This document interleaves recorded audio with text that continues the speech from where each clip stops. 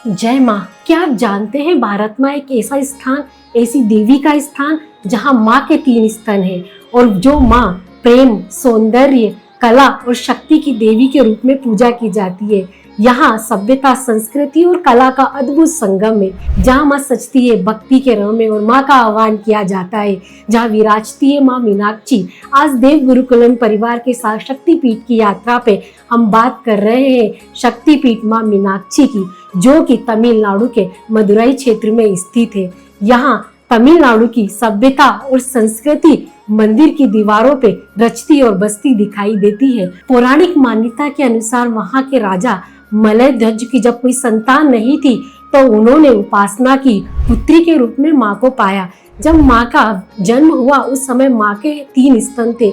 ये सब देखकर सब अचंभित हो गए, पर उसी टाइम भविष्यवाणी हुई कि जब माँ को उचित वर मिलेगा, माँ के मनोकामना अनुसार वर मिलेगा, तो यह उनका तीसरा स्तन गायब हो जाएगा।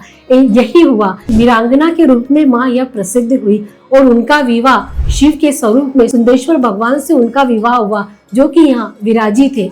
उसके साथ ही यहाँ के जो विशेष है, यहाँ के जो विशेष रहस्य है, वो वहाँ का कुंड है, जिसके सरोवर के जल से सभी को पुण्य की प्राप्ति होती है। यहाँ पर माँ मीनाक्षी और शिव के विवाह को एक उत्सव के रूप में मनाया जाता है, जिसे कि तिरुकल्याणम कहा जाता है। यहाँ के जो स्तंभ जो वास्तुकला शैली से निर्मित है, उस पे उकीरी गई मूर्तियां अद्भुत है और वहाँ पर हमेशा जब भी बजाया जाता है स्तंभों को तो वाद्य यंत्रों की ध्वनि आती है। वैज्ञानिकों के लिए भी यह शोध का विषय है। यहाँ पर अद्भुत अलौकिक यात्रा के दर्शन होते हैं। माँ को कला के रूप में पूजा जाता है, माँ को प्रेम के रूप में पूजा जाता है, माँ को सौंदर्य की देवी कहा जाता है और माँ शक्ति के रूप में विराजित है।